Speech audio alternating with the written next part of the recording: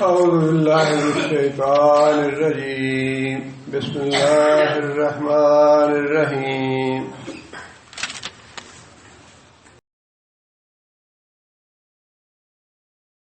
قال فرعون آمنتم به قبل ان آذن لكم.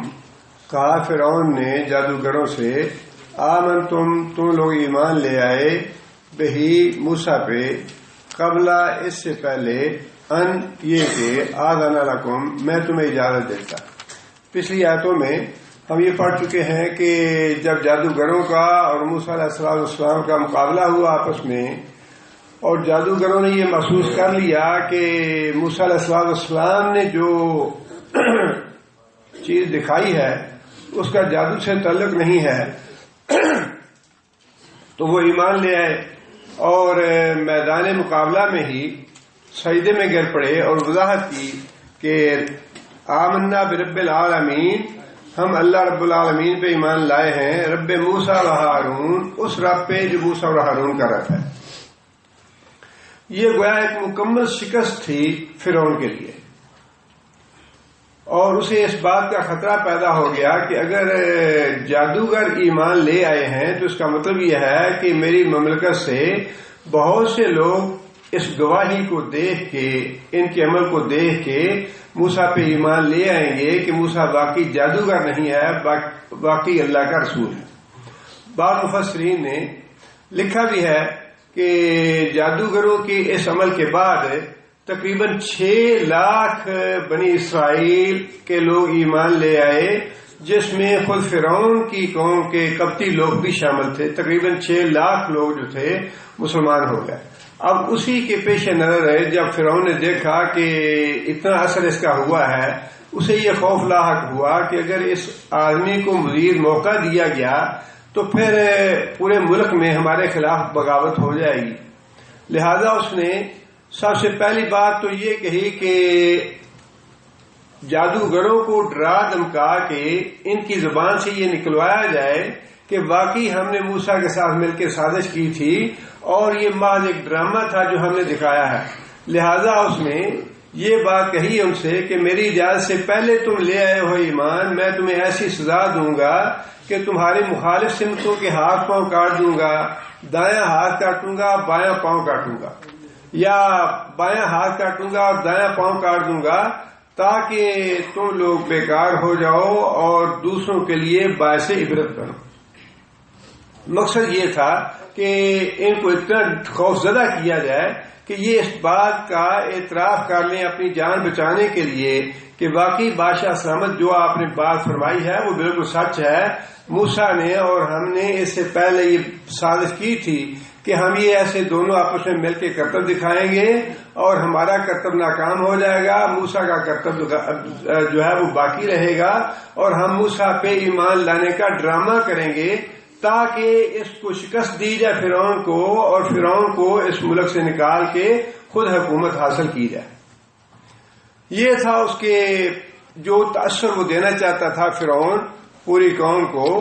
لہذا اس نے اس میں یہ بات بھی مفسرین نے لکھی ہے کہ اس کا یہ کہنا کہ میری اجازت سے پہلے تم ایمان لے آئے. 2 باتیں ہیں اس میں. ایک بات تو یہ ہے کہ ملک میں مذہبی آزادی نہیں تھی.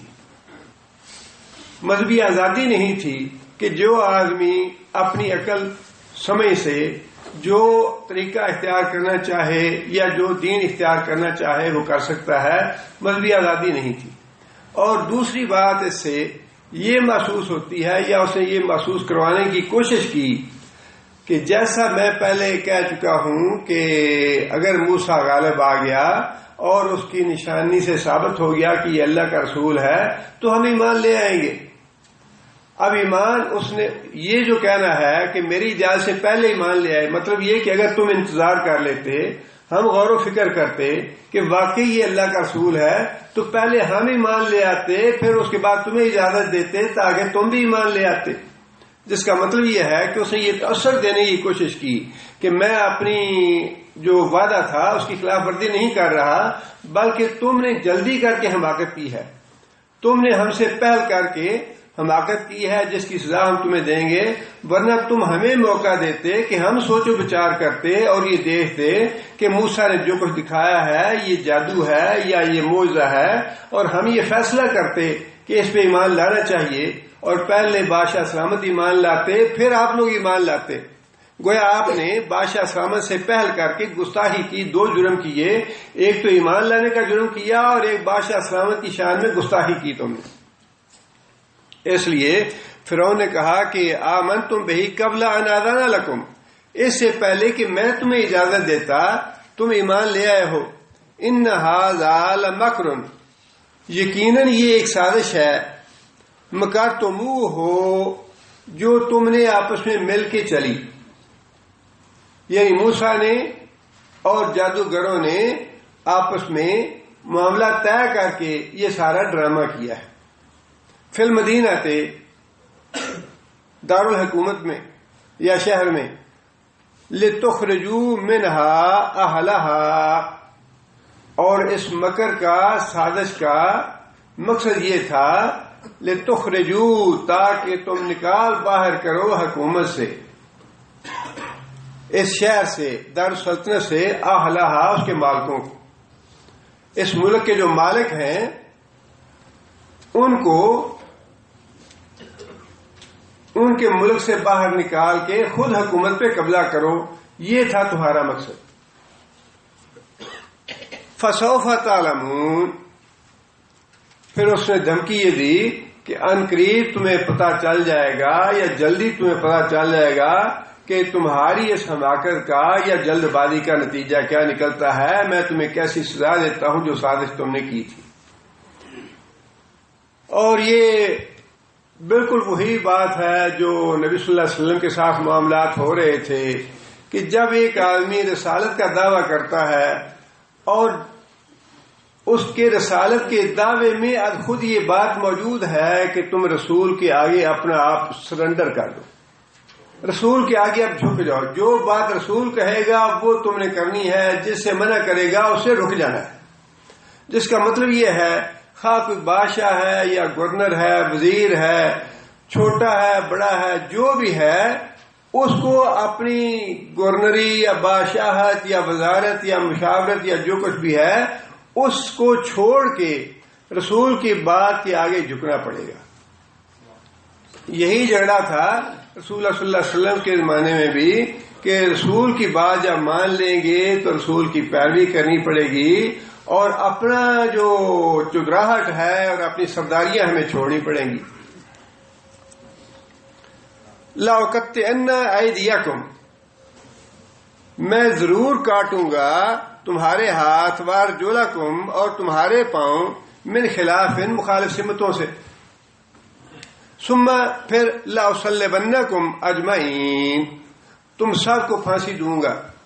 یہ جو بغاوت کی سزا ہے وہ مکمل سزا میں تمہیں دوں گا، تم لوگوں نے بغاوت کی ہے اور تم بغاوت کر کے ملک پہ قبضہ کرنا چاہتے تھے، لہذا اس کی سزا یہی ہے کہ تمہارے ہاتھ پاؤں پہلے کاٹ کے انتہائی اذیت اور تکلیف میں تمہیں مبتلا کیا جائے اور اس کے بعد تمہیں پھانسی دی جائے۔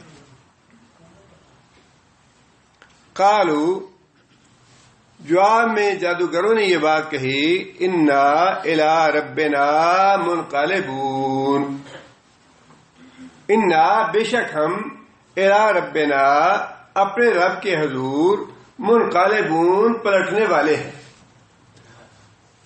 اب یہاں انہوں نے یہ بات بتا دی کہ تم اپنی دنیا میں بادشاہت جو ہے اس کا ہمارے سامنے اظہار کر رہے ہو یا اپنی بادشاہت دنیا کی جتلا رہے ہو، لیکن ہماری نگاہ جو ہے اب دنیا پہ نہیں ہے، ہماری نگاہ اب اس بات پہ ہے کہ ہماری جو اس دنیا کے بعد ہم نے کہاں جانا ہے، ہم نے اپنے رب کے ہاں پلٹنا ہے اور وہیں تمہیں بھی جانا ہے۔ گویا کہ انہوں نے اپنے حوالے سے یا اپنی بات کر کے فرعون کو بھی یہ بات یاد دلا دی کہ تم بھی اپنی آخرت کو یاد رکھو،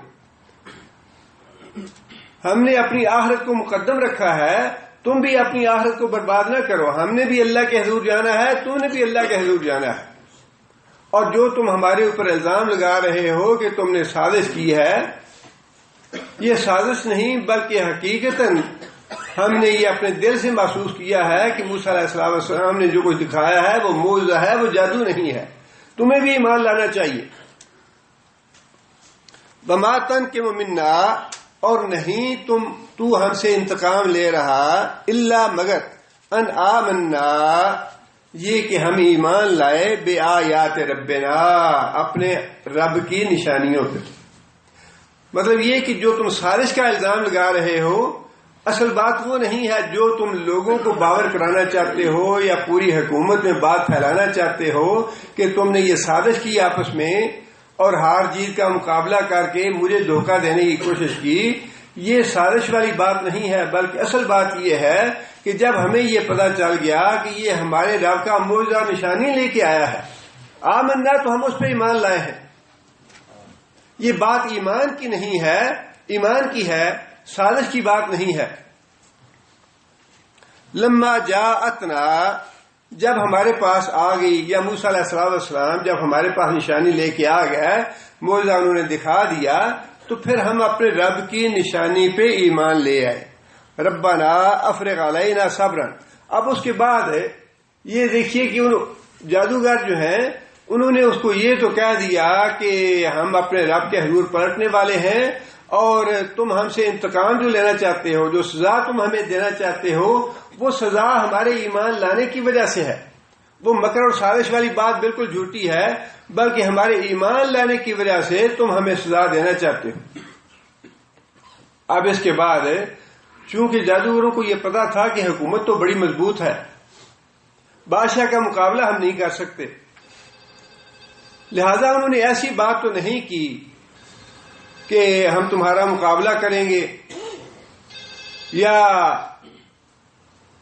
تمہارے ملک سے نکل جائیں گے۔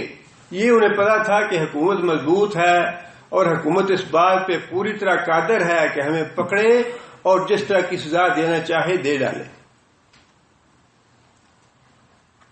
لہذا انہوں نے اس حقیقت کو پیش نظر رکھتے ہوئے یہ بات کہی کہ اب ہمیں یہ یقین ہے کہ تم ہمیں مار ڈالو گے، جو تم نے کہا ہے وہ سزا تم ہمیں دو گے۔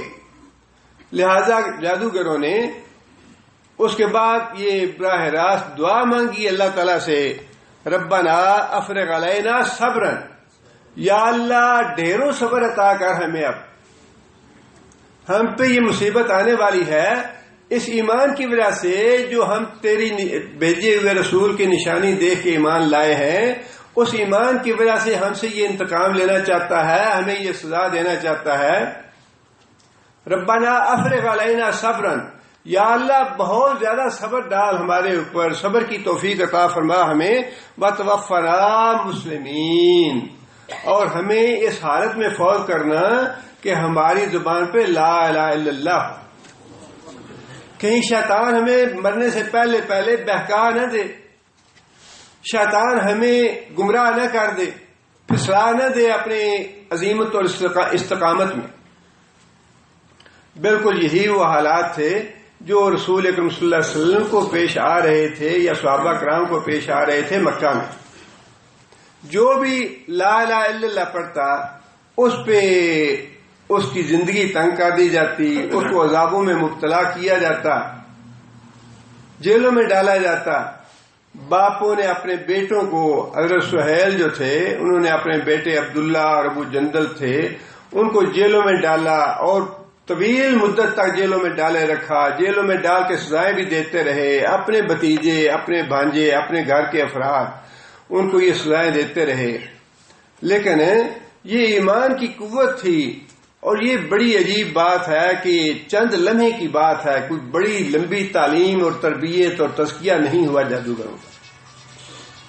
ایک تو ہوتا ہے کہ انسان کسی مدرسے میں یا کسی اسکول میں 5 سال پڑھتا رہا، 10 سال پڑھتا رہا، اپنے ایمان میں اپنے عقیدے میں بڑا پکا ہو گیا، لیکن یہ تو چند لمحوں کی بات تھی کہ چند لمحوں سے پہلے ان کی جو مفادات تھے وہ خالص دنیاوی مفادات تھے کہ بادشاہ اگر ہم لڑائی کریں گے، اپنا جادو دکھائیں گے تو کیا ہمیں دنیاوی فائدے ملیں گے، انعام و اکرام ملے گا، ہمیں کوئی حکومت سے حصہ ملے گا، اور بادشاہ نے طمع اور لالچ دیا بھی، خالص دنیاوی نقطہ نظر تھا وہ۔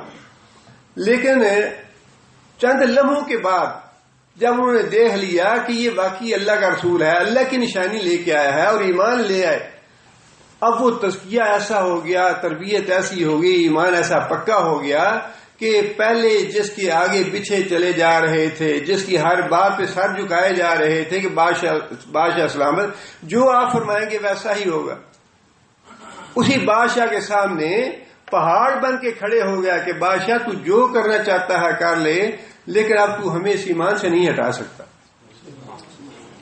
عبداللہ حذیفی حضرت عمر رضی اللہ تعالیٰ عنہ کے زمانے میں عیسائیوں سے لڑنے کے لیے روم کی سلطنت میں گئے، 70 یا 80 آدمی تھے ان کے ساتھ، اتفاق سے سارے کے سارے آدمی حضرت عبداللہ حذیفی سمیت پکڑے گئے اور انہیں لے جا کے کیسر کے سامنے پیش کیا گیا۔ کیسر کہنے لگا کہ اگر تم اسلام چھوڑ کے عیسائی بن جاؤ تو میں تمہیں رہا کر دوں گا۔ حضرت عبداللہ کہنے لگے کہ یہ تو ممکن نہیں ہے۔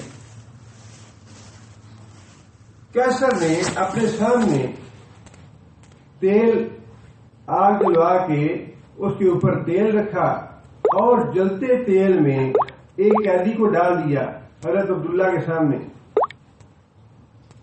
اس کے بعد پھر کہنے لگا کہ دیکھو اگر اسلام نہیں چھوڑو گے، عیسائیت قبول نہیں کرو گے تو تمہارا انجام بھی ایسا ہی ہوگا۔ حضرت عبداللہ حذیفی کہنے لگے کہ میں اسلام کسی صورت نہیں ترک کروں گا اور عیسائیت قبول نہیں کروں گا۔ اس نے 2-3 قیدیوں کو اسی طرح جلتے تیل میں جلایا اور بار بار مطالبہ کرتا رہا کہ عیسائیت قبول کر لو، اسلام چھوڑ دو۔ بار بار مطالبے کے بعد حضرت عبداللہ کی آنکھوں سے آنسو نکل آئے اور کیسر نے یہ محسوس کیا کہ اب ڈر گیا ہے، اب یہ عیسائیت قبول کر لے گا۔ کیسر کہنے لگا کہ ڈرو مت، بس تم اسلام چھوڑنے کا، عیسائیت قبول کرنے کا وعدہ کر لو، میں تمہیں رہا کر دوں گا۔ حضرت عبداللہ کہنے لگے کہ تم غلط سمجھے ہو، میں اس وجہ سے نہیں رویا کہ مجھے تم اس جلتے تیل میں ڈال کے میری زندگی ختم کر دو گے، بلکہ میرے آنسو تو اس وجہ سے نکلے ہیں کہ میرے پاس اللہ کی راہ میں قربان کرنے کے لیے صرف ایک ہی جان ہے۔ جتنے میرے جسم پہ بال ہیں، کاش میرے پاس اتنی جانیں ہوتی جو میں اسی طرح اللہ کی راہ میں قربان کر دیتا۔ میں تو اس بات پہ رویا ہوں کہ میرے پاس صرف ایک جان ہے اللہ کی راہ میں قربان کرنے کے لیے۔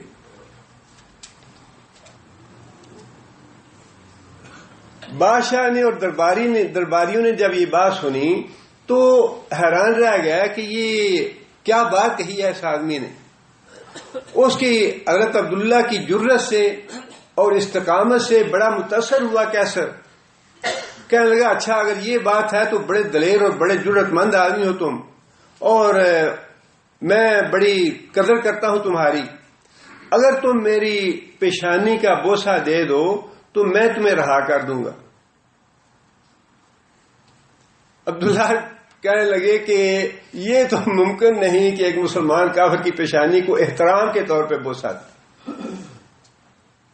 ایک مسلمان، اب یہ ہے وہ بات کسی کے سامنے نہیں، کچھ رواداری بھی تو ہونی چاہیے نا، اتنی گستاخی اور بےعزتی تو نہیں ہونی چاہیے۔ کافر ہے، مسلمان ہے، اس کے منہ پہ کہہ دیا کہ مسلمان جو ہے وہ کسی کافر کو اتنی اجازت نہیں ہے اسے کافر کو اتنی عزت دے کہ احترام کے طور پہ اس کی پیشانی کا بوسہ لے، میں تمہاری پیشانی کا بوسہ نہیں لوں گا۔ پھر اس نے کیسر نے یہ بات کہی کہ اگر تم میری پیشانی کا بوسہ لوگے تو میں تمہارے ساتھ سارے قیدیوں کو رہا کر دوں گا، 70-80 جتنے بھی آدمی ہیں۔ حضرت عبداللہ نے کہا ہاں اگر یہ بات ہے تو اپنے ساتھیوں کی احترام میں، اپنے ساتھیوں کی رہائی کی وجہ سے میں تمہیں بوسہ دیتا ہوں۔ چنانچہ حضرت عبداللہ نے اس کی پیشانی کا بوسہ دیا اور جتنے بھی اپنے ساتھ ساتھی تھے سب کو لے کے رہا ہو کے واپس پہنچے. آ کے حضرت عمر رضی اللہ تعالیٰ عنہ کو سارا واقعہ بتایا مسجد نبوی میں. تو حضرت عمر رضی اللہ تعالیٰ عنہ نے سب سے پہلے خود حضرت عبداللہ کی پیشانی کا بوسہ لیا اور اس کے بعد جتنے بھی مسجد میں لوگ بیٹھے تھے سب سے کہا کہ اٹھ کے عبداللہ کی پیشانی کا بوسہ دو. یہ ہے ایمان کی قوت. بالکل وہی بات جو جادوگروں نے کہی کہ اب تو ہم ایمان لے آئے ہیں, اب یہ دنیا کی کوئی طاقت جو ہے وہ ہمارے ایمان کو ختم نہیں کر سکتی. اور یہ بڑا فرق ہے ایمان کا اور کفر کا. اگر انسان سمجھے رسول اکرم صلی اللہ علیہ وسلم کی حیات طیبہ میں جو حالات پیش آئے نبی صلی اللہ علیہ وسلم کو مکی زندگی میں, سب سے زیادہ رسول اللہ صلی اللہ علیہ وسلم کا دفاع جو ہے وہ آپ کے چچا ابو طالب نے کیا. نبی صلی اللہ علیہ وسلم کا دفاع جو ہے وہ چچا ابو طالب نے کیا. یہاں تک کہ جب پتا چلا کہ یہ میرے بھتیجے کو قتل کرنا چاہتے ہیں تو خنجر لے کے ابو طالب اپنے قمیض کے نیچے ڈالا اور حرم میں چلے گیا. جا کے یہ بات کہی کافروں کے سامنے, سرداروں کے سامنے, مجھے پتا چلا ہے تم قتل کرنا چاہتے ہو, اللہ کی قسم اگر تم نے اس کو ہاتھ لگایا تو یہ دیکھو یہ خنجر ہے, میں کسی کو زندہ نہیں چھوڑوں گا. یہاں تک دفاع کیا نبی صلی اللہ علیہ وسلم کا. اور نبی صلی اللہ علیہ وسلم نے بھی غم کا سال قرار دیا اسے جس سال میں ابو طالب فوت ہوئے اور خدیجہ فوت ہوئی, لیکن ایمان نہیں لائے. مرتے ہوئے بھی نبی صلی اللہ علیہ وسلم نے یہ بات کہی کہ میرے کان میں لا الہ الا اللہ پڑھ دو, میں تمہارے لیے اللہ سے جھگڑا کروں گا, اللہ سے تمہیں بخشوا لوں گا, اللہ سے درخواست کروں گا, تمہاری سفارش کروں گا. ایمان نہیں لائے. اور اللہ کا قانون پورا ہو کے رہے گا کہ ایمان نہیں لائے تو جہنم میں جائیں گے. اگرچہ نبی صلی اللہ علیہ وسلم کی سفارش عذاب میں تخفیف ہوگی, اس کے مقابلے میں ایک آدمی ایران سے چلتا ہے, کوئی اس کا رشتہ نہیں ہے, کوئی تعارف نہیں ہے, کوئی جان پہچان نہیں ہے. اس آدمی نے دیکھا کہ ہمارا جو آتش پرستی کا مذہب ہے, دین ہے, اس سے عیسائیت اچھا دین ہے. ایک ملک میں جاتا ہے, وہاں جا کے کچھ دیر ٹھہرتا ہے, عیسائیت کو دیکھتا ہے, وہاں وہ جو عالم آدمی تھا وہ فوت ہوا, پھر دوسرے شہر میں جاتے ہیں, پھر تیسرے شہر میں جاتے ہیں, بکتے بکاتے کہیں نقصان ہوا, خسارہ ہوا, ٹھوکریں کھائیں, غلامی میں آ گئے, اور غلامی میں آنے کے بعد پھر مدینہ منورہ پہنچ گیا. اللہ تعالیٰ نے وہاں پہنچا دیا جو منزل, جس منزل کی تمنا لے کے گھر سے نکلے تھے اس منزل پہ اللہ نے پہنچا دیا. اور جس عالم عیسائی راہب نے یہ بات بتائی تھی کہ جو نبی مبعوث ہونے والا ہے وہ صدقہ قبول نہیں کرے گا, تحفہ قبول کرے گا, اور اس کے دونوں کندھوں کے درمیان نبوت کی مہر بھی ہوگی. مدینہ منورہ پہنچنے کے بعد اپنے غلامی میں چلے گئے, آزاد تھے, گھر سے آزاد نکلے, لیکن راستے میں لوگوں نے بیچ دیا, غلام بن گیا. اور مدینہ جب پہنچے تو غلام تھے آدمی کے, نبی صلی اللہ علیہ وسلم کی خدمت میں ہدیہ لے کے پہنچے, نبی صلی اللہ علیہ وسلم نے قبول فرمایا. صدقہ لے کے پہنچے, نبی صلی اللہ علیہ وسلم نے خود نہیں لیا, تقسیم کر دیا لوگوں میں خود نہیں کھایا. اور پھر نبی صلی اللہ علیہ وسلم کی پشت مبارک میں دونوں کندھوں کے درمیان دیکھ لی مہر نبوت بھی دیکھ لی, ایمان لے آئے. اب دیکھیے کہ ایمان کا اور کفر کا فرق کتنا ہے. ایک حقیقی چچا ہے, اپنے خاندان, اپنا قبیلہ, اپنی بستی, اپنا خون, اور اتنا دفاع کیا کہ نبی صلی اللہ علیہ وسلم خوش تھے اس سے, عامل حزن قرار دیا اس کو جس سال وہ مر گیا. اور اس کے مقابلے میں دوسرا آدمی ہے جو نہ ملک کا تعلق ہے, نہ بستی کا, نہ شہر کا, نہ خون کا, نہ رشتے کا, نہ جان پہچان ہے. وہ حضرت سلمان ایمان لے کے آئے نبی صلی اللہ علیہ وسلم کے پاس, تو فرمایا کہ سلمان جو ہے میرے اہل بیت سے ہے. اتنا فرق ہے ایمان کا اور کفر کا. ایک اپنا ہوتا ہوا بیگانہ ہو گیا اور جہنم میں چلا گیا, اور دوسرا بیگانہ تھا ایمان لانے کی وجہ سے فرمایا کہ یہ اہل بیت سے ہے، یہ میرے گھر کا آدمی ہے۔ آخرت کے اعتبار سے بھی زمین و آسمان کا فرق ہے، اور دنیا میں بھی جب تک انسان کے اندر ایمان نہیں ہے، انسان دنیا کی سب سے زیادہ حقیر اور ذلیل مخلوق ہے جب ایمان نہیں ہے اس میں، اور جب ایمان آ جاتا ہے تو دنیا کی سب سے اعلیٰ اور افضل ہستی بن جاتا ہے۔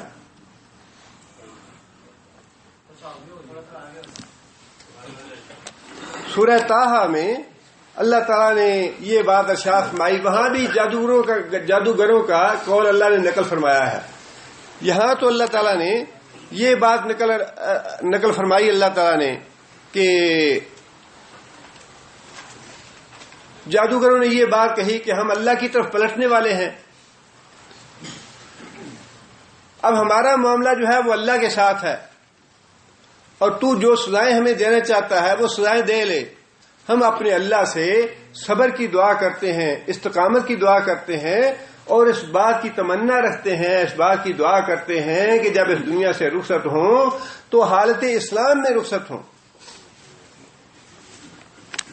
سورہ طٰہٰ میں اللہ تعالیٰ فرماتے ہیں کہ جب فرعون نے یہ بات کہی تو کہ میں تمہارے ہاتھ پاؤں مخالف سمتوں سے کٹا دوں گا اور تمہیں سولی چڑھا دوں گا، قالوا لن نؤثرك على ما جاءنا من البينات والذي فطرنا، جادوگروں نے فرعون کو یہ بات کہی کہ جو دلائل اور جو معجزہ اللہ کی طرف سے ہماری طرف آ چکا ہے اس کے آنے کے بعد اب ہم تمہیں کبھی بھی ترجیح نہیں دے سکتے، تمہیں حق قبول نہیں کر سکتے، تم کو ہم نے رد کیا ہے، اور موسیٰ علیہ السلام کو ان کے معجزات کو ایمان لائے ہیں، قبول کیا ہے۔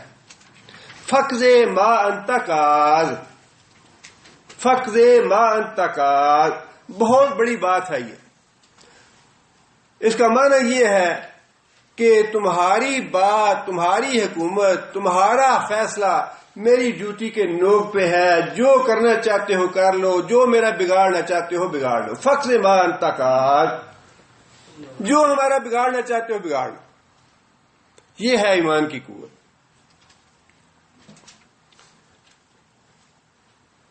انما تقضی هذه الحیات الدنیا، کتنی اچھی بات ہے، اور کیسا ایمان اور کیسی قوت آ گئی ان لوگوں میں۔ ہم تو دنیا کی خاطر سب کچھ کرتے ہیں جی، ہیومن رائٹس ملتے ہیں، اچھی تنخواہ ملتی ہے، بڑی سہولتیں ہیں، فیسلٹیز ہیں، اور بڑی اچھی زندگی ہے، بڑی خوشگوار زندگی گزرتی ہے تو کافروں کا ملک، لیکن زندگی بڑی اچھی گزرتی ہے۔ جادوگروں نے یہی بات کہی، انما تقضی هذه الحیات الدنیا، تو ہماری یہ دنیا کی زندگی بگاڑ سکتا ہے نا، ہماری دنیا کی زندگی خراب کر سکتا ہے زیادہ سے زیادہ، جو سزائیں تو ہمیں دے گا اسے یہی ہوگا کہ یہ ہماری دنیا کی زندگی میں تم اذیت دے لو گے، دنیا کی زندگی تم ہماری خراب کر لو گے۔ انا آمنا بربنا، اب ہم اپنے رب پہ ایمان لے آئے ہیں، لیغفر لنا خطایانا، تاکہ جو گناہ ہم کر چکے جادو دکھا کے اور موسیٰ علیہ السلام کا مقابلہ کر کے جو گناہ ہم نے کیا ہے، اب تو ہم اللہ سے اس کی معافی مانگتے ہیں کہ یا اللہ وہ گناہ تو ہمارا معاف کر دے۔ وما اکرہتنا علیہ من السحر، اور جادو کرنے پہ جو تو نے ہمیں مجبور کر کیا تھا اس گناہ کی ہم اللہ سے معافی طلب کرتے ہیں۔ واللہ خیر وابقا، اللہ کی ذات ہے بہتر اور باقی رہنے والی۔ اس سے آپ اندازہ لگائیے کہ کتنی قوت آ گئی ان میں ایمان کی وجہ سے کہ فقض ما انت قاض، جو تو ہمارا نقصان کرنا چاہتا ہے، بگاڑنا چاہتا ہے، جو رنج اور تکلیف دینا چاہتا ہے دے لے، لیکن اب ہم ایمان نہیں چھوڑیں گے۔ اور اس میں دو باتیں اللہ تعالیٰ نے بڑی وضاحت کے ساتھ فرمائی ہیں۔ دین کے معاملے میں جب انسان پہ کوئی تکلیف آ جائے، دین کے معاملے میں کوئی مصیبت آ جائے، تو اس وقت اللہ تعالیٰ سے توفیق مانگنی چاہیے، ربنا افرغ علینا صبرا، اب یا اللہ تو ہمیں صبر کی، ڈھیروں صبر کی توفیق عطا فرما،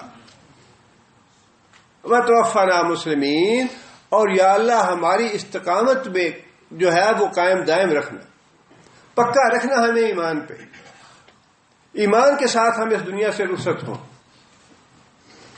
اور یہ بہت بڑا اللہ کا انعام ہے کہ انسان کا حسن خاتمہ ہو اس دنیا سے، انسان اسلام کے ساتھ اور ایمان کے ساتھ جائے اس دنیا سے۔ فاطر السماوات والارض انت ولی فی الدنیا والآخرہ توفنی مسلما والحقنی بالصالحین۔ پیغمبر کی دعا ہے یہ، توفنی مسلما، کہ یا اللہ مجھے اس حال میں دنیا سے لے جانا کہ میں اسلام پہ قائم ہوں، ایمان پہ قائم ہوں۔ اس وقت شیطان جو ہے وہ انسان کا پیچھا نہیں چھوڑتا، مرتے دم تک پیچھا نہیں چھوڑتا، مرتے وقت بھی وہ انسان کو مجبور کرتا ہے کہ اسلام سے پھر جائے، ایمان سے پھر جائے۔ جنت جو ہے وہ اس دنیا میں اللہ تعالیٰ نے جتنی آسان رکھی ہے اتنی مشکل بھی ہے۔ استقامت چاہیے اس کے لیے، استقامت ہو انسان کا ایمان۔ اللہ تعالیٰ معاف کرے، ہمارا ایمان جو ہے شادی ہوئی ہے 10 سال تک کوئی اولاد نہیں ہوئی، بچہ نہیں ہوا، ہمارا ایمان تو وہیں رٹ جاتا ہے۔ اس قبر پہ ٹھوکریں کھائیں، اس مقبرے پہ، اس مزار سے، اس پیر کے پاس، فلاں کے پاس، فلاں کے پاس 2-4 سال اگر بچہ نہیں ہوا تو ہمارا ایمان اسی سے ختم ہو جاتا ہے، اسی میں ختم ہو جاتا ہے۔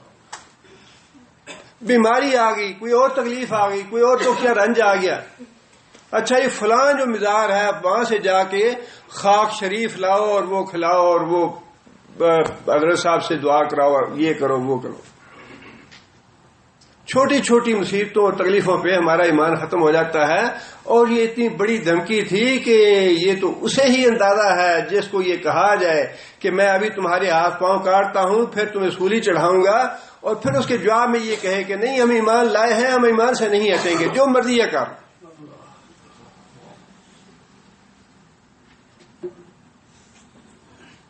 پوری دنیا میں اتنے بڑے بڑے عہدوں کے ساتھ، اتنی بڑی بڑی حکومتوں کے ساتھ کسی میں جرت نہیں ہے یہ بات کہنے کی۔ عام آدمی کی تو بات معمولی بات ہے، یہ جادوگروں کا یا رعایا میں سے اپنے ہی جو ماتحت ہیں، اپنے ہی غلاموں میں سے کوئی اٹھ کے بادشاہ کے سامنے یہ بات کہہ دے، یہ معمولی بات نہیں ہے کہ فق سے ماں تک آ۔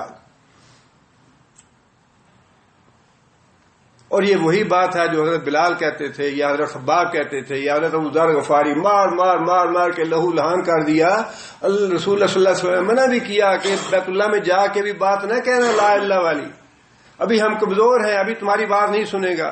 نہیں یا رسول اللہ میں تو کہوں گا، جا کے بات کہی اور لوگوں نے اتنا مارا کہ لہو لہان ہو گیا۔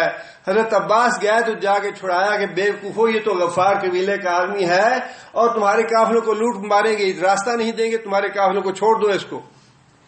پہلے دن بھی مار کھائی اور آ کے بتایا نبی صلی اللہ علیہ وسلم کو، تو دوسرے دن نبی فرمایا کہ اب نہ جانا۔ نہیں یا رسول اللہ جو مزہ آج آیا ہے لا اللہ کہنے کا وہ تو کبھی نہیں آیا۔ پھر دوسرے دن جا کے مار کھائی، لا الہ الا اللہ کہا حرم میں، پھر لہو لہان ہو گیا۔ پھر حضرت عباس آئے، چھڑایا آ کے انہوں نے۔ اللہ تعالیٰ معاف کرے، یہ 5 وقت کی جو اذانیں ہوتی ہیں نا مساجد میں، یہ تو بڑی قربانیوں کے بعد حق دیا کافروں نے 5 وقت کی اذانیں دینے کا۔ آج جو حرم شریف میں 5 وقت کی اذانیں ہوتی ہیں، یہ تو بڑی جنگوں کے بعد حق لیا ہے مسلمانوں نے 5 اذانیں دینے کا۔ لیکن ہماری یہ بد نصیبی ہے کہ ہمیں وہ 5 نمازیں پڑھنی بھی مشکل ہے، اور ہمارے کئی بھائی تو ایسے ہوتے ہیں کہ نماز کے لیے کہیں تو ان کے کبھی کپڑے ہی پاک نہیں ہوتے۔ ایسی بد نصیبی اور ایسی محرومی ہے کہ اللہ کے رسول نے اور پھر صحابہ کرام نے اتنی قربانیاں دی ہیں اس نماز کا حق حاصل کرنے کے لیے۔ حرم میں اذان دینے کا حق حاصل کرنے کے لیے اتنی قربانیاں دی ہیں، اتنی جنگیں لڑی ہیں۔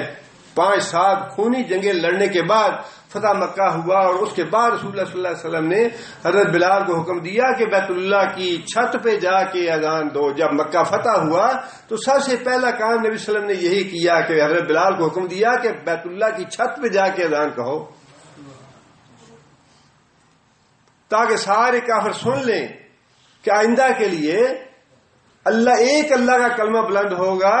سب سے پہلے لا الہ والی بات ہے، سب سے پہلے نفی ہے سب کی، اللہ کے علاوہ جتنے بھی ہیں وہ سب کے سب باطل ہیں۔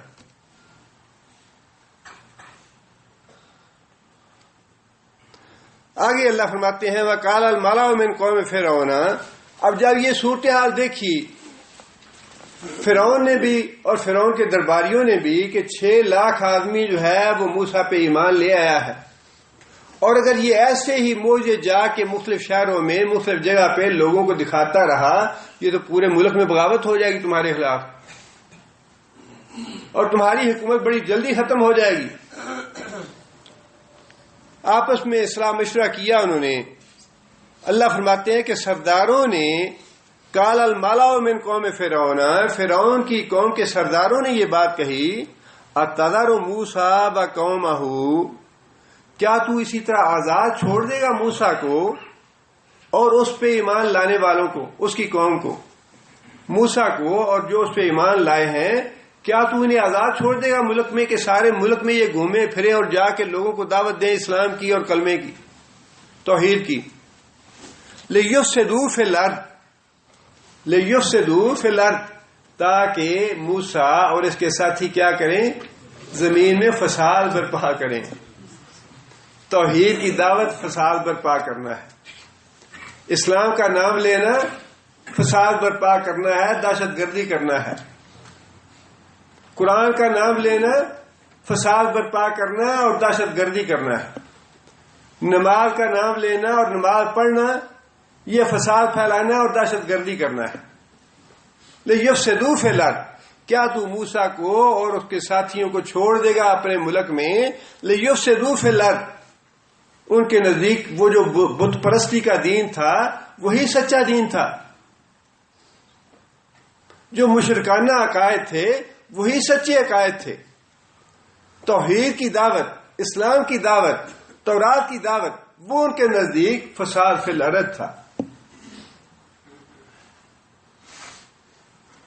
بالکل ایسے ہی جیسے آج کل قرآن کی دعوت دینا یہ دہشت گردی ہے، نماز کی دعوت دینا، اذان کہنا یہ دہشت گردی ہے، داڑھی رکھنا یہ دہشت گردی ہے۔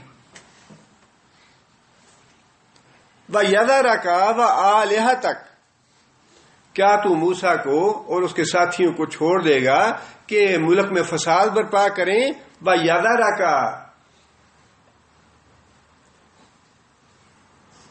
اور تجھے بھی رب کہنے سے بعد آ جائیں، وَيَذَرَكَ، تجھے چھوڑ دیں۔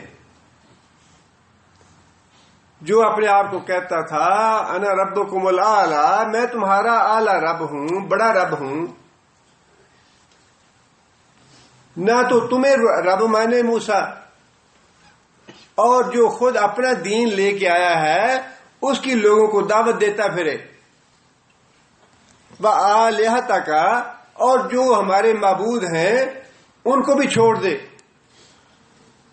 ہمارے جو بنائے ہوئے معبود ہیں موسیٰ ان کو بھی چھوڑ دے، اور تیری ربوبیت کو بھی نہ مانے، اس کا بھی انکار کر دے، اور زمین میں فساد برپا کرتا رہے، اپنا دین پھیلانا شروع کر دے، تو کیا اس کے لیے آزاد چھوڑ دے گا اس کو؟ قال، اب جواب میں فرعون کیا کہتا ہے؟ سَنُقَتِّلُ أَبْنَاءَهُمْ وَنَسْتَحْيِي نِسَاءَهُمْ، سَنُقَتِّلُ، ہم یہ حکم دیتے ہیں، فرمان جاری کرتے ہیں کہ آئندہ سے قتل کرو ابناءہم، ان کے بیٹوں کو، بنی اسرائیل کے جو لڑکے پیدا ہوں ان کو قتل کر دیا جائے، وَنَسْتَحْيِي نِسَاءَهُمْ، اور ان کی بچیوں کو، لڑکیوں کو ہم زندہ رہنے دیں گے۔ مقصد یہ تھا کہ ان کی نسل کشی کی جائے، ان کی نسل کو ختم کیا جائے، صرف لڑکیاں زندہ رکھی جائیں جو ہماری خدمت گزار بن کے، ہماری باندیاں اور ہماری لونڈیاں بن کے رہیں، اور ان کے لڑکوں کو قتل کیا جائے تاکہ ان کی نسل ہی ختم ہو جائے۔ حالانکہ بات وہی ہے کہ کافر جو ہے، اتنے کافروں سے زیادہ احمق اور بے وقوف دنیا میں کوئی انسان پیدا نہیں ہوا۔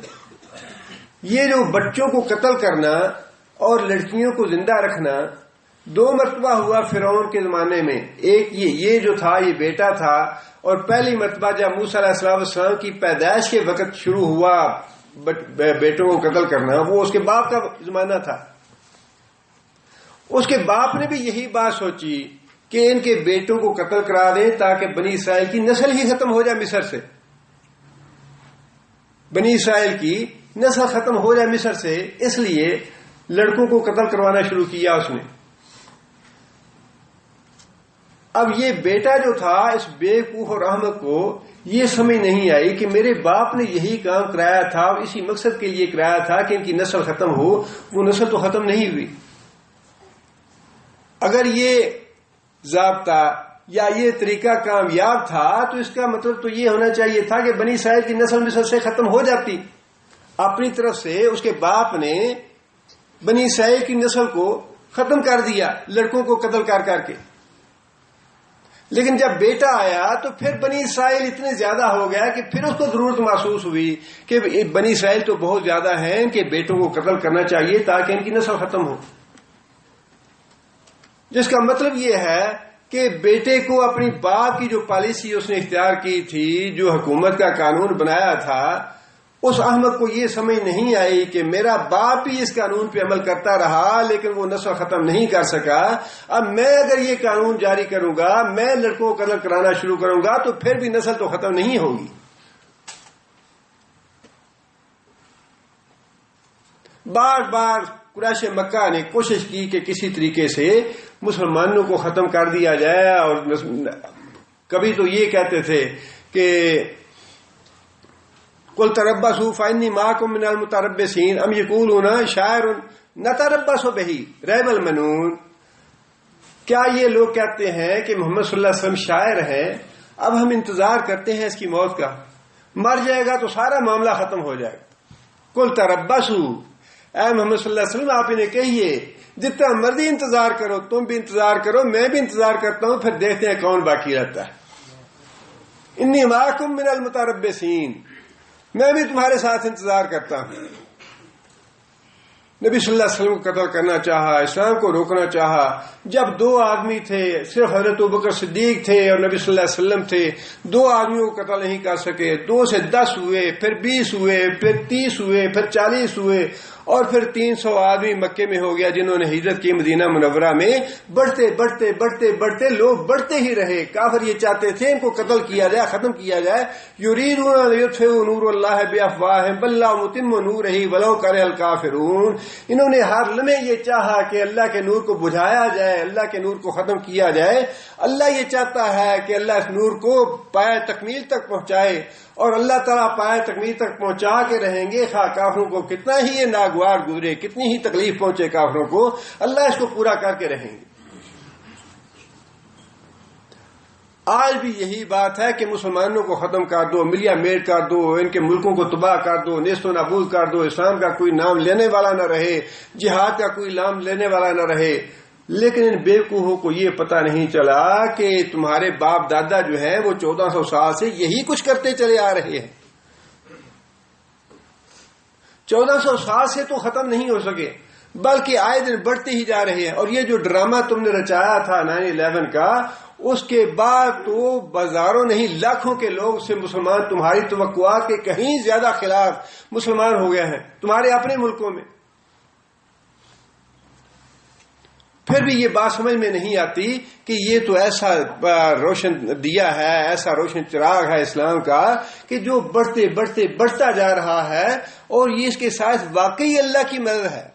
جو جادوگروں نے محسوس کر لیا کہ یہ موسیٰ کے ساتھ واقعی اللہ کی مدد ہے، واقعی یہ اللہ کی نشانی ہے، ان بیوقوف رحم کو یہ محسوس کر لینا چاہیے کہ تمہارے اپنے گھروں کے اندر یہ چراغ جلنے شروع ہو گیا ہے. تمہارے اپنے حکمرانوں میں سے کتنے لوگ مسلمان ہو رہے ہیں، تمہارے اپنے ملکوں میں یہ دین پھیل رہا ہے. اور اللہ کے رسول نے جو بات ارشاد فرمائی ہے کہ میرا دین وہاں تک پہنچے گا جہاں تک سورج کی کرنیں پہنچتی ہیں، یہ پہنچ کے رہے گا. اللہ کے رسول نے جو فرمایا بات سچ ہو کے رہے گی. لیکن اس کے باوجود اللہ تعالی نے فرمایا کہ ام تامرہم احلامہم ھذا، کہ کیا یہ بیوقوف ایک دوسرے کو نصیحت کر جاتے ہیں کہ اسلام کی دشمنی کرتے رہنا، محمد صلی اللہ علیہ وسلم کی دشمنی کرتے رہنا، قرآن سے دشمنی کرتے رہنا. کیا یہ ایک صدی کے جو کافر ہیں وہ اگلے آنے والی صدی کے لوگوں کو وصیت کر جاتے ہیں کہ ہم نے یہ کیا تم بھی یہ کرتے جانا؟ لیکن اس کے باوجود انہیں یہ عقل نہیں آتی کہ یہ دین جو ہے جتنا ہم اس کو مٹانا چاہتے ہیں، اللہ معاف کرے، قرآن مجید کی اتنی توہین اور اس کو جلانا، تیل میں ڈبونا اور آگ لگانا، پھر اس کی گستاخی کرنا، پاؤں میں اس کو روزنا اللہ معاف کرے، ٹوائلٹ میں رکھنا اس کو استغفر اللہ.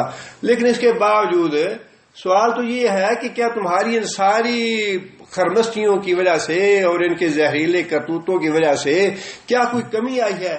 کمی نہیں آئی، بلکہ الٹا اس میں اضافہ ہی اضافہ ہو رہا ہے.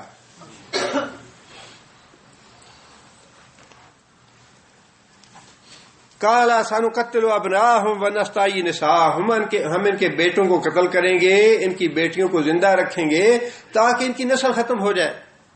وَإِنَّا فَوْقَهُمْ قَاهِرُونَ، وَإِنَّا اور بے شک ہم فوقہم ان بنی اسرائیلیوں کے اوپر قاہرون زبردست قوت رکھتے ہیں. ہماری کرسی بڑی مضبوط ہے، ہماری طاقت بہت زیادہ ہے، پوری دنیا پہ ہمارا غلبہ ہے، جو ہم چاہیں گے وہ ہوگا.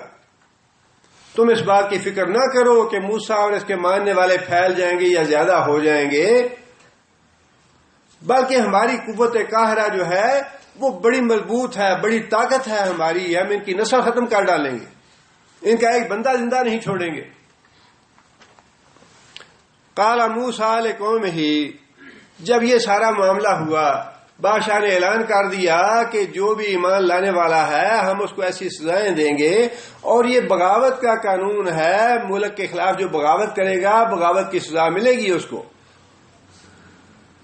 جب موسیٰ علیہ السلام پہ ایمان لانے والے لوگ تھے وہ بھی خوف زدہ ہو گیا، تو موسیٰ علیہ السلام نے تسلی دی اپنے ساتھ ایمان لانے والوں کو. فرمایا قال موسیٰ لقومہ، موسیٰ علیہ السلام نے اپنی قوم جو ایمان لانے والے تھے ان سے کہا استعینوا باللہ، مدد مانگو اللہ سے، واصبروا اور صبر کرو.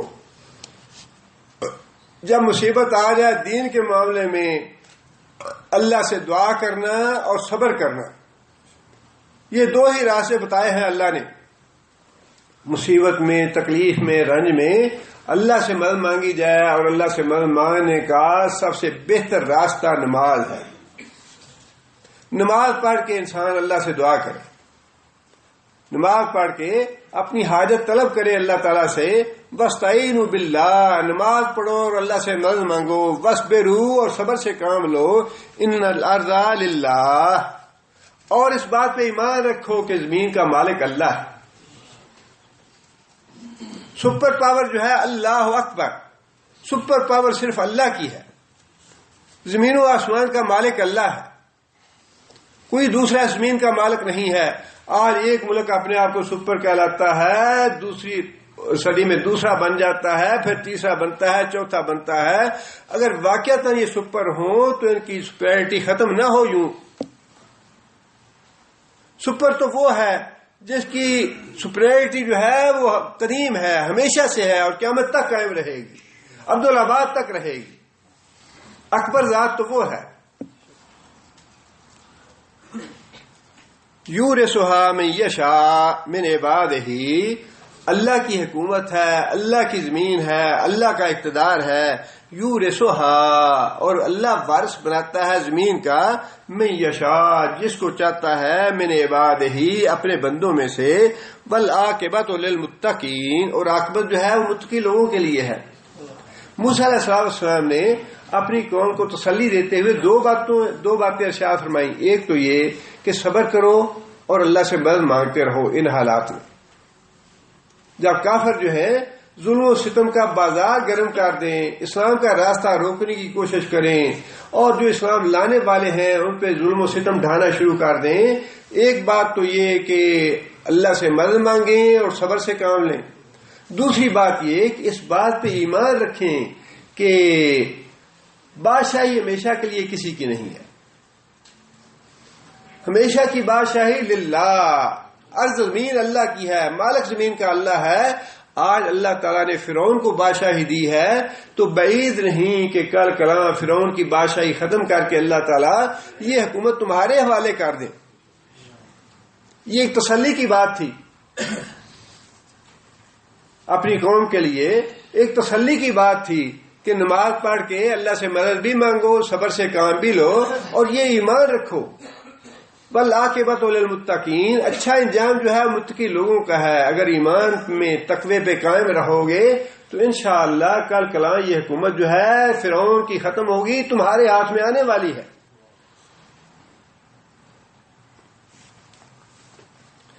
قالوا، اس کے جواب میں موسیٰ علیہ السلام کی قوم جو تھی بنی اسرائیل، انہوں نے یہ بات کہی، اوذینا من قبل ان تأتینا.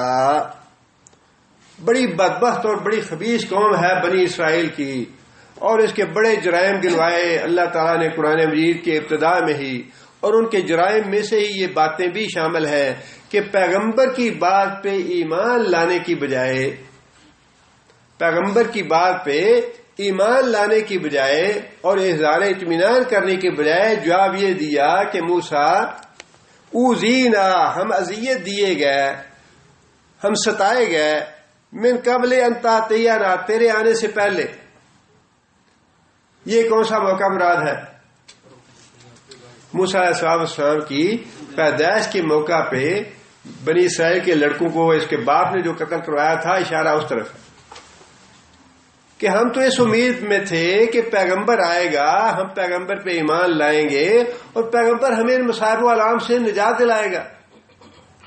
لیکن معاملہ الٹ ہو گیا.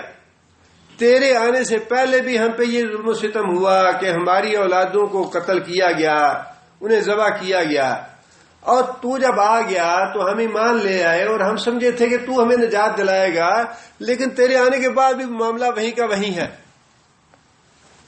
وَمِن بَعْدِ مَا جِئْتَنَا، وَمِن بَعْدِ مَا جِئْتَنَا، اور تیرے آنے کے بعد بھی ہمارے اوپر وہی مصیبت ہے، ہمارے لیے وہی اذیت ہے، ہمارے لیے وہی آزمائش ہے کہ ہمارے بیٹوں کو قتل کیا جا رہا ہے اور ہماری بیٹیوں کو زندہ چھوڑا جا رہا ہے.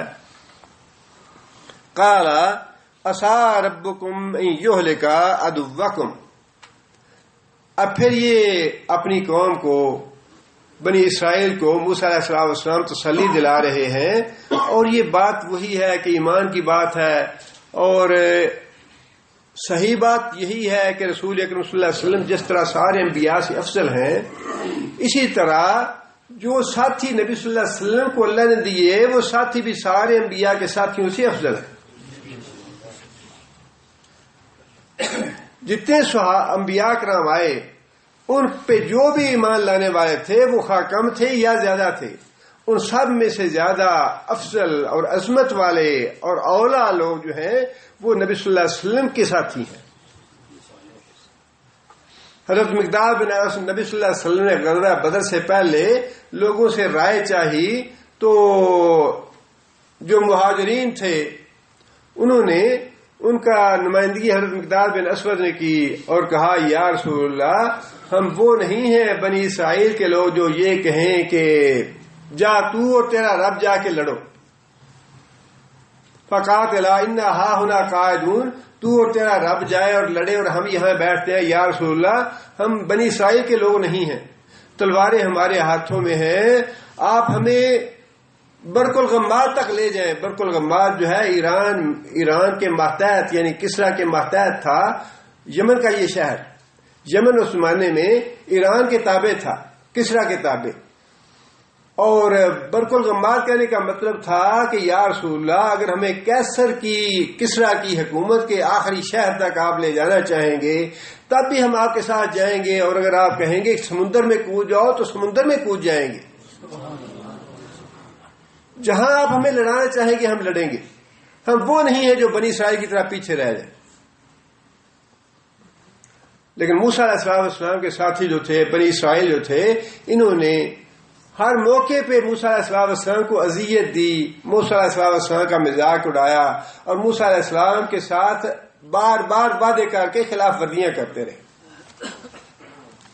کہنے لگے کہ موسیٰ، جب تیرے آنے سے پہلے بھی ہمیں یہ اذیت دی گئی، یہ عذاب دیا گیا، اور تو آ گیا تو تیرے آنے کے بعد بھی ہمیں یہ عذاب دیا جا رہا ہے.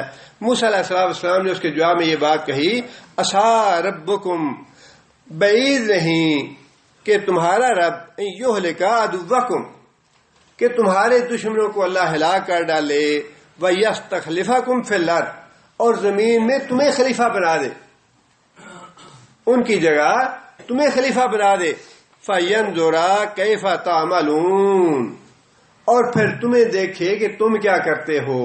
اس میں تسلی بھی تھی بنی اسرائیل کے لیے کہ انشاءاللہ خلافت جو ہے وہ تمہارے پاس آنے والی ہے، لیکن اس میں ساتھ ساتھ یہ تنبیہ بھی تھی کہ خلافت جو ہے یہ کھیل تماشا نہیں ہے، یہ حکومت بہت بڑی ذمہ داری ہے۔ حکومت تمہارے پاس آئے گی، خلافت تمہیں اللہ دے گا، لیکن دے گا اس مقصد کے لیے کہ پھر وہ دیکھے کہ تم کیا کرتے ہو، اللہ کا شکر ادا کرتے ہو یا اللہ کی ناشکری ادا کرتے ہو۔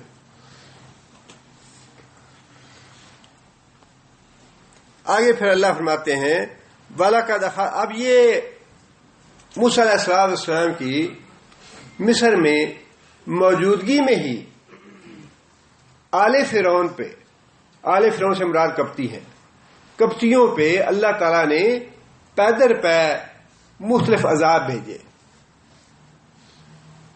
7 عذابوں کا یہاں ذکر ہے، 7 عذابوں کا پیدر پہ، خواہ وہ سال کے وقفے سے تھے یا چند مہینوں کے وقفے سے تھے یا چند ہفتوں کے وقفے سے تھے، 7 عذاب بھیجے قوم فرعون کو جھنجھوڑنے کے لیے، قوم فرعون کو تنبیہ کرنے کے لیے کہ موسیٰ جو ہے وہ تمہارے پاس بینات لے کے آیا ہے، میری آیات لے کے آئے ہیں اور تمہیں ان پہ ایمان لانا چاہیے۔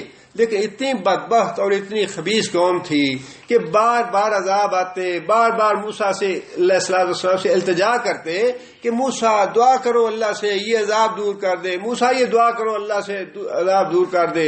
موسیٰ علیہ السلام دعا کرتے، اللہ سے عذاب دور ہو جاتا، عذاب جو ختم ہوتا تو پھر وہ خرمستیاں شروع کر دیتے، پھر ویسے ہی کرتوت ہو جاتے، پھر ویسے ہی بغاوت اور سرکشی شروع کر دیتے۔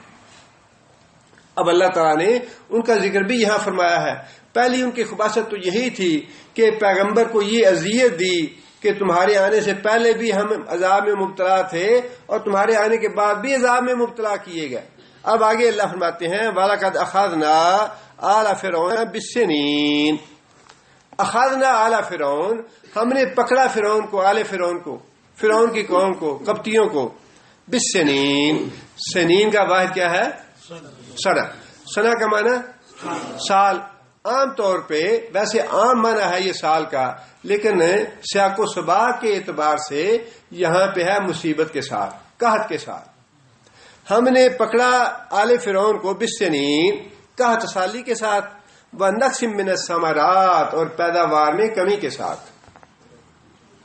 یہ 2 عذاب ہو گئے، کا سالی بھی اللہ نے مسلط کی اور کا سالی بھی اس لیے مسلط کی کہ شاید یہ لوگ اللہ سے ڈر جائیں، اللہ کی طرف رجوع کریں، توبہ استغفار کریں، اپنے گناہوں پہ نادم اور شرمسار ہوں۔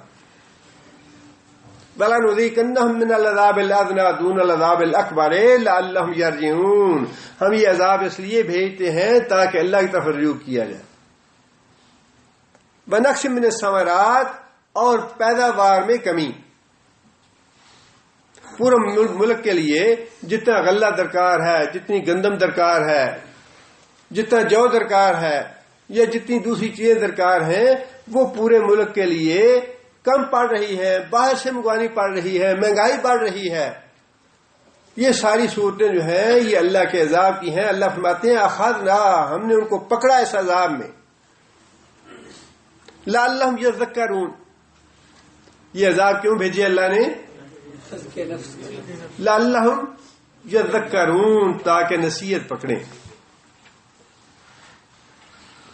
یہ آیتیں بڑی واضح ہیں، خواہ انسان پہ انفرادی طور پہ مصیبتیں آئیں، تکلیفیں آئیں، رنج آئے، دکھ آئے، بیماریاں آئیں، یا قومی سطح پہ یہ عذاب آئیں، یہ سارے آتے ہمارے گناہوں کی وجہ سے، اور یہ ٹلتے استغفار سے ہیں۔ یہ جتنے بھی مصائب و آلام ہیں، خواہ وہ قومی ہوں یا انفرادی ہوں، یہ ٹلتے استغفار سے ہیں۔ فَقُلْتُ اسْتَغْفِرُوا رَبَّكُمْ إِنَّهُ كَانَ غَفَّارًا يُرْسِلِ السَّمَاءَ عَلَيْكُمْ مِدْرَارًا وَيُمْدِدْكُمْ بِأَمْوَالٍ وَبَنِينَ وَيَجْعَلْ لَكُمْ جَنَّاتٍ وَيَجْعَلْ لَكُمْ أَنْهَارًا، ساری تمہاری تکلیفیں اور مصیبتیں دور کر دے گا اللہ۔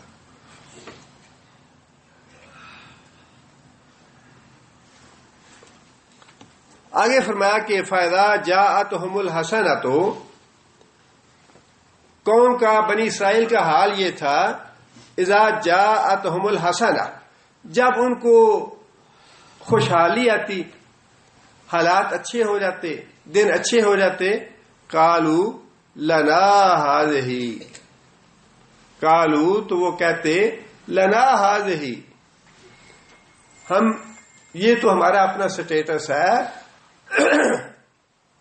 ہم ترقی یافتہ قوم ہے، مہذب قوم ہے، یہ ہمارے لائق ہیں، ہم اسی لائق تھے کہ ہمیں یہ خوشحالی حاصل ہوتی، یہ نعمتیں جو ہیں یہ ہمارا حق تھا، ہم اس لائق ہیں کہ یہ نعمتیں ہمیں دی جاتی، لنا ہذہ، یہ ہمارے لیے ہیں، ہم اس کے مستحق ہیں۔ جب خوشحالی آتی، اچھے دن آتے، اللہ اپنی نعمتوں سے نوازتا، تو اس وقت ان کا دماغ خراب ہو جاتا اور یہ کہتے کہ نہیں جی نہیں، یہ تو ہماری، ہم اس کے مستحق ہیں، ہمیں یہ ملنی چاہیے تھی۔ وَإِن تُصِبْهُمْ سَيِّئَةٌ، اور جب انہیں پہنچتی کوئی برائی، جب برے دن آتے، جب آزمائشیں اور تکلیفیں آتی، جب سیلاب آتے، زلزلے آتے، یطیروا بموسیٰ ومن معہ، یطیروا تو اس کو نحوست قرار دیتے، کس کی؟ موسیٰ کی، ومن معہ، اور اس کے ساتھ ایمان لانے والوں کی۔ ترقی کے راستے میں رکاوٹ ہے موسیٰ اور اس کے ساتھی۔ مولوی جو ہیں یہ ہماری ترقی کی راہ میں سب سے بڑی رکاوٹ ہیں۔ جب تک مولویوں کو لگام نہیں دی جاتی، جب تک ہم ترقی نہیں کر سکتے، ہمارا ملک مہذب نہیں ہو سکتا، ہمارا ملک روشن خیال نہیں ہو سکتا اس وقت تک جب تک مولوی کو نہیں روکتے۔ یہ ساری مصیبت ڈالی جو ہے یہ مولویوں کی ڈالی ہوئی ہے۔ بالکل وہی بات کہ یہ برے دن آ گئے، اللہ کے عذاب آ گئے، اللہ کی پکڑ آ گئی، تو کہا کہ یہ تو نحوست ہے موسیٰ کی اور اس کے ساتھیوں کی، یہ ذمہ دار ہیں برے حالات کے۔ اور جب اللہ نعمتوں سے نوازتے تو پھر کہتے کہ نہیں نہیں، ہم مستحق ہیں اس چیز کے، ہم اسی لائق ہیں کہ ہمیں یہ نعمتیں دی جاتی، ہم بڑے لائق فائق ہیں، ہم نے اتنی محنت کی ہے، ہم نے یہ کیا، ہم نے وہ پلان بنایا، ہم نے یہ منصوبہ بنایا، ہم نے یہ کیا۔ باتیں قرآن مجید تو ایک ایسا شیشہ ہے جس کو ہر زمانے میں انسان پڑھ کے، انسان اگر تھوڑا سا بھی سمجھتا ہو اس کا ترجمہ اور تشریح وغیرہ، ایسا شیشہ ہے کہ افراد بھی اپنی اس میں شکل دیکھ سکتے ہیں، اور قوموں کے بھی قیامت تک کے لیے اللہ تعالیٰ نے شیشہ یہ مہیا کر دیا۔ صرف نام بدل دیجئے، مقام بدل دے، نام بدل دے، باقی سارا کچھ وہی ہے جو 1400 سال پہلے تھا، یا 1000 سال پہلے موسیٰ علیہ السلام کے ساتھ پیش آیا، عیسیٰ علیہ السلام کے ساتھ پیش آیا، یا نوح علیہ السلام کے ساتھ پیش آیا، یا رسول اللہ صلی اللہ علیہ وسلم کے ساتھ پیش آیا، بالکل وہی آج بھی پیش آ رہا۔ نام اور مقام مختلف ہیں، باقی سب کچھ وہی ہے۔ الا انما طائرهم عند اللہ۔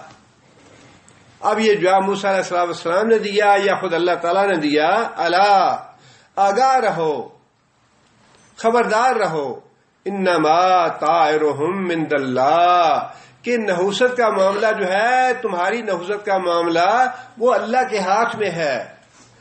نحوست تمہاری انحصار ہے تمہارے اعمال پہ، نحوست والے اعمال کرو گے اللہ نحوست دے گا، اور اگر اچھے اعمال کرو گے تو اللہ تعالیٰ اچھے دن لے آئے گا۔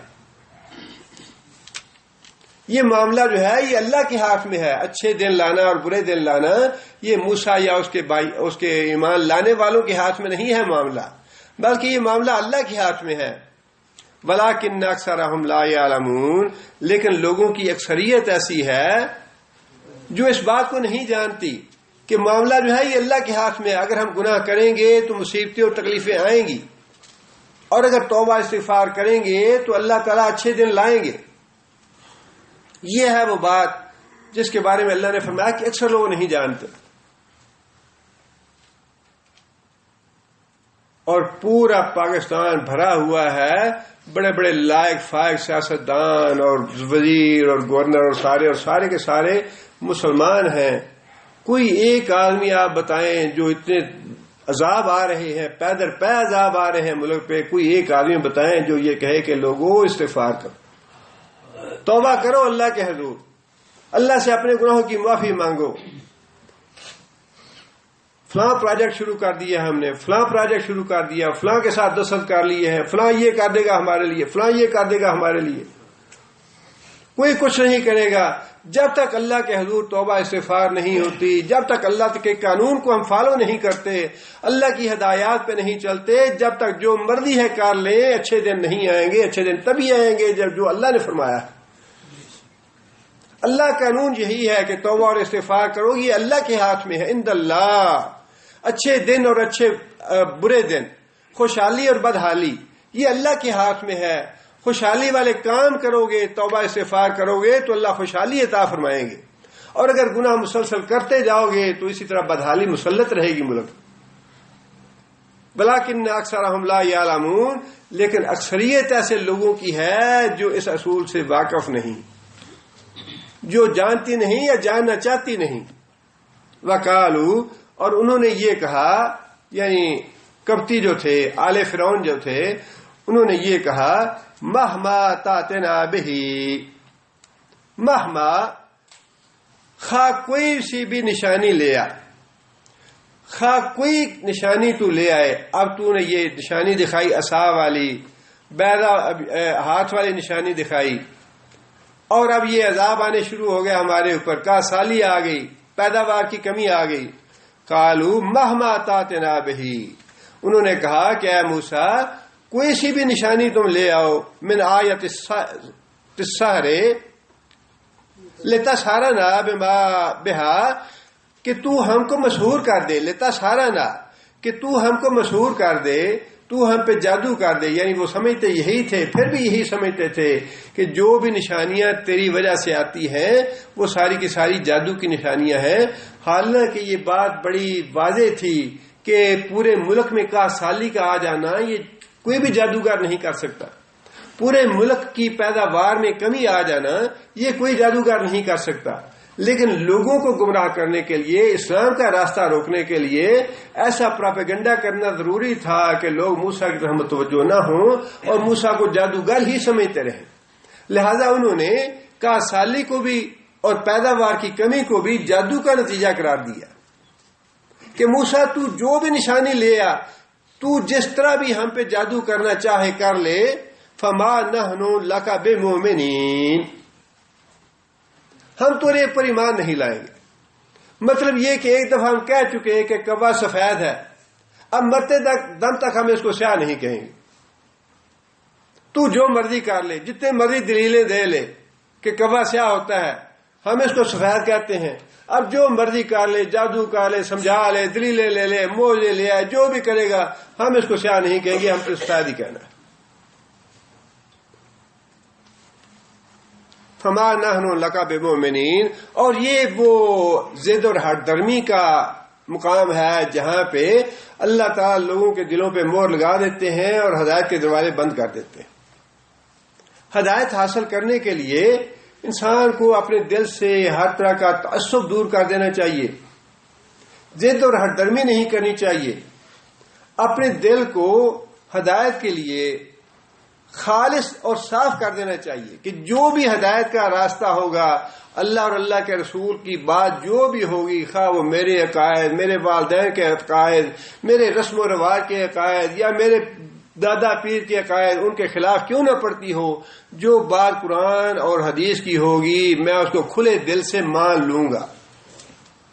جب انسان اپنا دل صاف کر لے، تعصب کو دور کر دے، ہر درمی کو دور کر دے، ضد کو دور کر دے، اور یہ چیز نہ ہو فما نحن لک بمؤمنین، کہ اے موسیٰ ہم تو پہ کسی صورت بھی ایمان نہیں لائیں گے، جتنی مرضی موجے لے آ، جتنی مرضی نشانیاں ہمیں دکھاتا رہے، لیکن ہم تو پہ ایمان نہیں لائیں گے.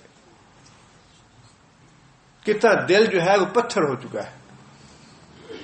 پیغمبر کی بار بار اتنے بڑے موجے دیکھنے کے باوجود اور اتنے اس پہ اللہ کی پکڑ آنے کے باوجود، جاننے کے باوجود یہ اللہ کا پیغمبر ہے، دل اتنا پتھر ہو گیا ہے کہ صاف کہہ رہے ہیں کہ جو بھی مرضی کر لو، جتنی مرضی.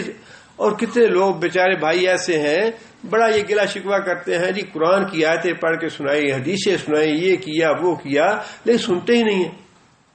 بھئی اگر اللہ نے دل پتھر کا کر دیا ہے، دل پہ اللہ نے مہر لگا دی ہے، تو وہ دل اللہ کی قرآن کی آیت کیوں سنے؟ جس دل پہ اللہ نے مہر لگا دی ہے وہ اللہ کے رسول کی حدیث کیوں سنے؟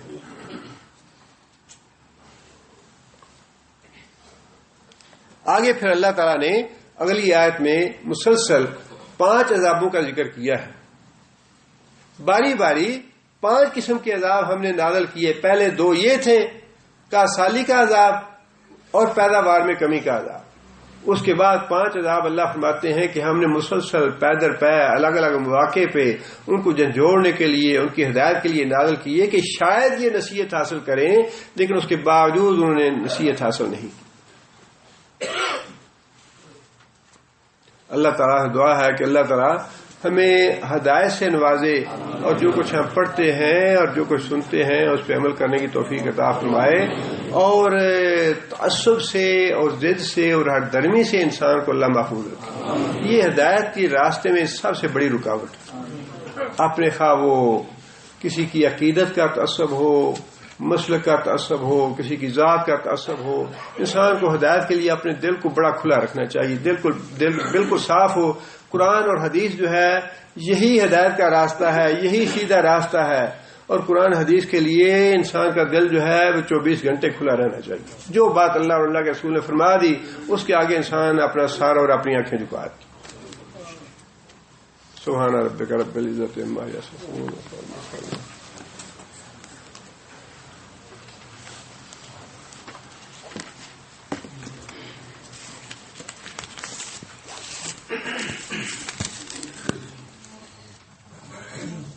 أعوذ بالله من الشيطان الرجيم.